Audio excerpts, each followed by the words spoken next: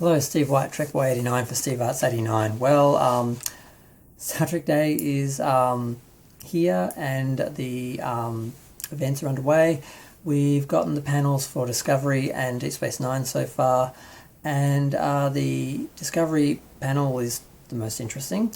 They had a trailer for Season 3, which was not a surprise. Now, the video starts off with Sonequa Martin Green talking for about 40 seconds, where she just introduces the trailer, and then we don't see her again. And the rest of the panel, after the trailer, which goes for about 2.5 minutes, is Michelle Paradise, Alex Kurtzman, and the new actor David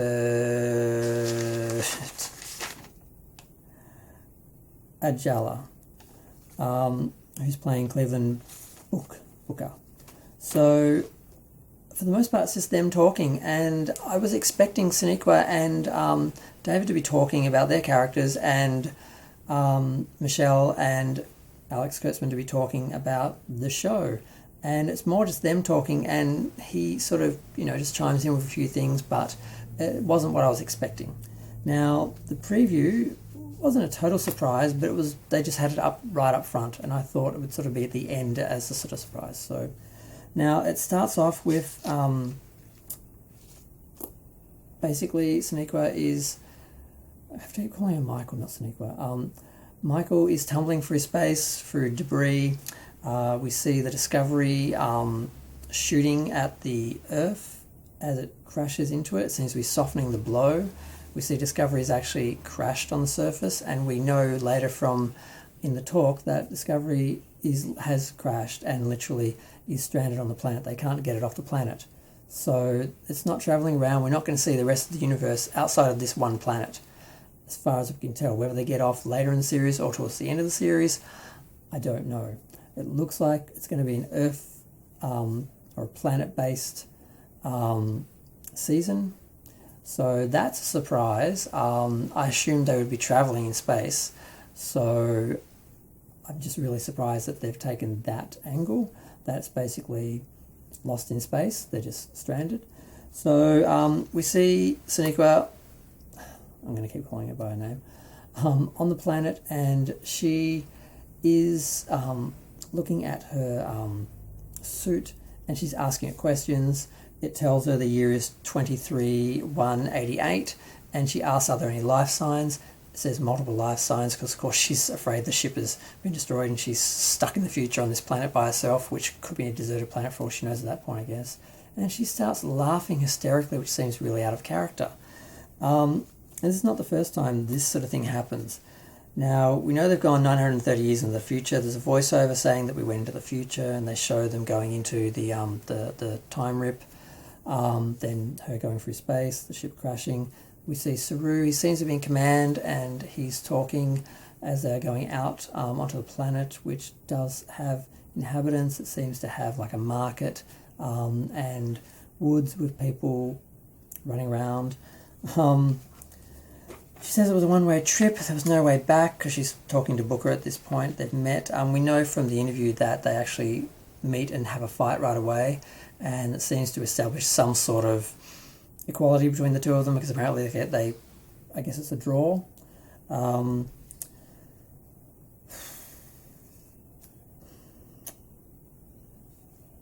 not sure what else. We don't really get much more than that. Basically, we see images that we've seen before, where we basically have them fighting random aliens who seem to be just randomly on the planet attacking people, like there's no real order. We do see an external shot, which seems to be this some sort of colony on the planet, and we don't see much more than that. They talk about the Federation. She asks him about the Federation. He says basically the Federation collapsed, that it was fine until the burn came. And she asks, what was the burn? He says that's the point, that's the day when the galaxy took a sharp left. So we know that the Federation didn't actually collapse, that it was actually taken down by something, but it does appear that it's not totally destroyed. So this idea that we got early on, that the Federation collapsed, imploded, and just couldn't sustain itself, which I found incredibly offensive for Star Trek, and the idea that humanity just, collapsed and couldn't maintain something like the Federation, because that was what they were suggesting. Now, whether they changed that perspective and reshot the series to be more positive, more optimistic, or whether this was just something they put out to get people off the scent of where the series is really going, or whether this is just something people made up or conclusions, I don't know at this point. But I'm just glad to know that the Federation, it's been destroyed on some level, but it was something external. It wasn't internal. It wasn't a failing of humanity or society or anything. And the suggestion is that the series is about restoring it. So we do see another setting. Sorry, I did miss one. It seems to be, I think it's probably where we saw the flag and everything. It's like an underground, it feels like an underground sort of bunker where the part of the Federation, a few members of the Federation have survived. And we see an alien saying that to the Discovery crew, I'd always thought you guys existed. I've always felt we're part of the Federation, but they weren't sure it was a myth. So they're interacting with the people, and there's not a lot of people on the planet that we're seeing. And what else?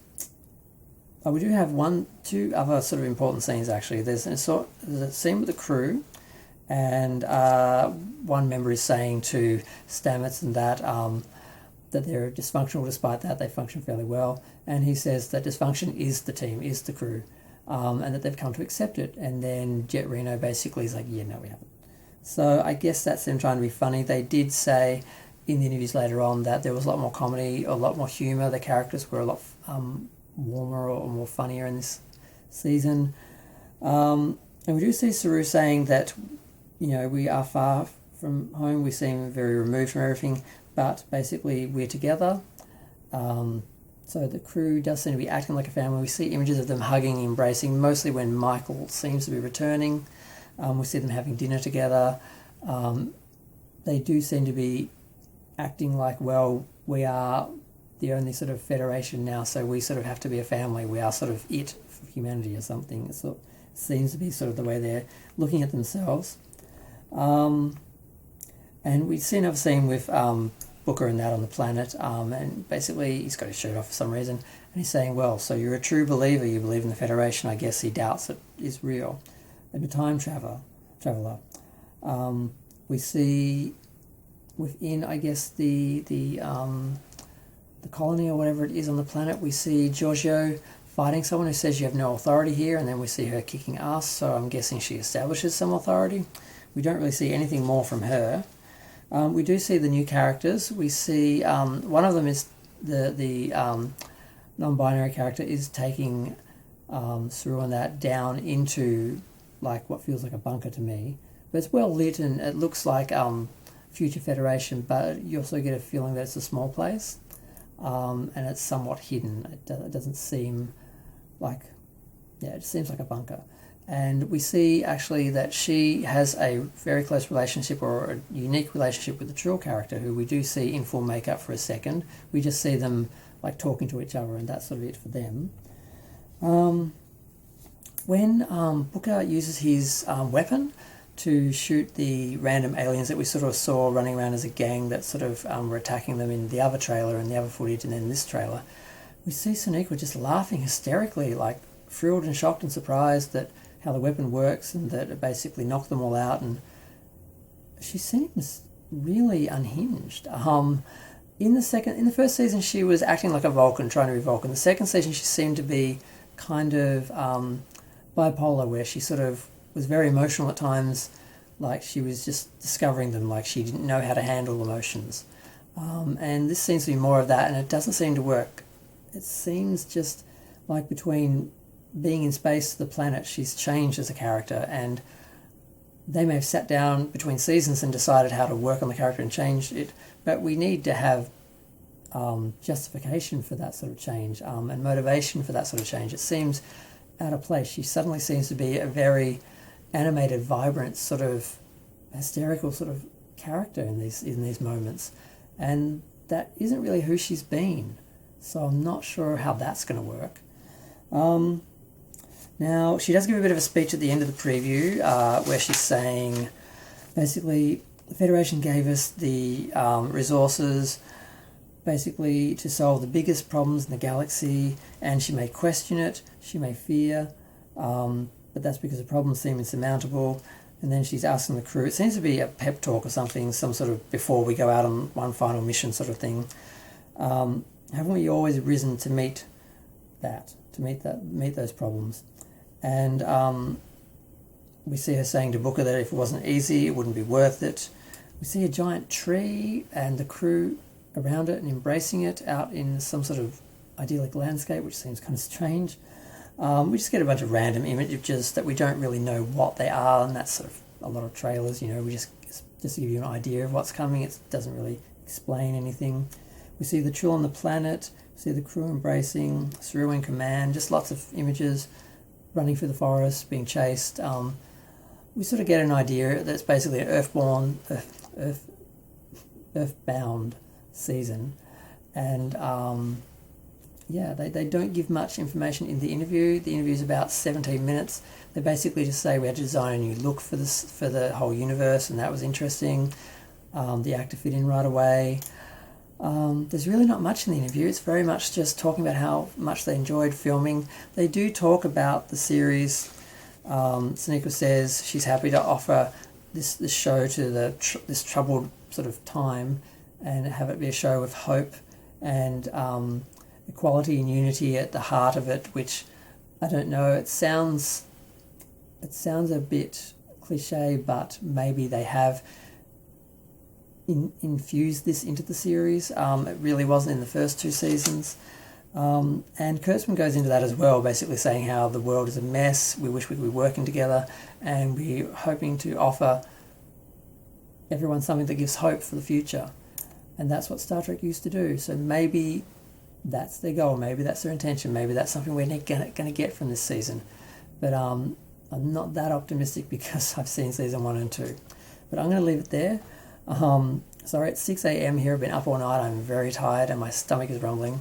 But that's all I got from it. There wasn't a lot there. The other thing that I forgot to mention, they did establish that Netflix, as we know, is going to be, Discovery is going to be screened on CBS All Access, Bell Media, CCTV Sci-Fi Channel, and Crave streaming service in Canada, but it is going to be showing in 190 countries on Netflix. So they do apparently have season 3 being distributed by Netflix the same as season 1 and 2. So there's no longer any doubt about that. I, for a moment, thought that they were going to be doing something else because they weren't promoting it, they weren't talking about it, and it took until now for them to say, yes, it's on Netflix.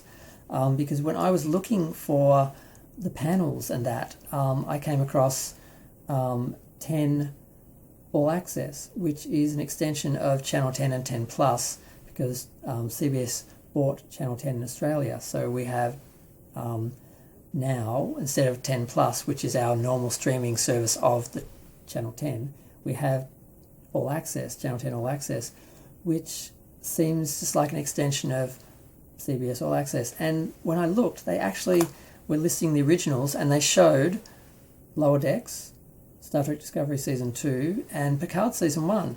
But yet, when I looked at the station, at the streaming service, none of them are available at the moment, but it seemed to be suggesting that they would be. But then when I tried to search for that, because that came up in a search for Star Trek Day panels, Discovery, stuff like that, I wasn't able to find anything. When I went to the website, none of them are listed in the originals or the dramas or all series or anything, so they're not available now. So for a moment I thought I could watch Lower Decks in Australia and that they did have international distribution, at least here, but they don't. But those images would suggest that they're going to. But I don't know, because then they disappeared. I couldn't find them again. I don't know what that site was, how I got access to that, but it sort of disappeared and I couldn't find it again. So Maybe they're going to have it sorted out soon. Some people were saying that they were going to go straight to showing them that way instead of Netflix, but since Netflix is carrying them, will they be carrying them both? Will 10 All Access have it as well as Netflix in Australia, or will we be one of the countries that it's not in? Are we not part of that 190 countries? I don't know, but I've talked a lot longer than I planned to. I feel a bit hoarse and tired. I'm going to stop. Feel free to share, like, comment, subscribe. Let me know if you know anything, if you've heard anything, feel free to let me know in the comments or what you think. There were some interesting tidbits from this. I'm not expecting much from any of the other panels. They all seem very focused on specific series, so I think this is all we're going to hear about Discovery, and I'm just going to go there. Feel free to comment, let me know what you think. Comments are fun.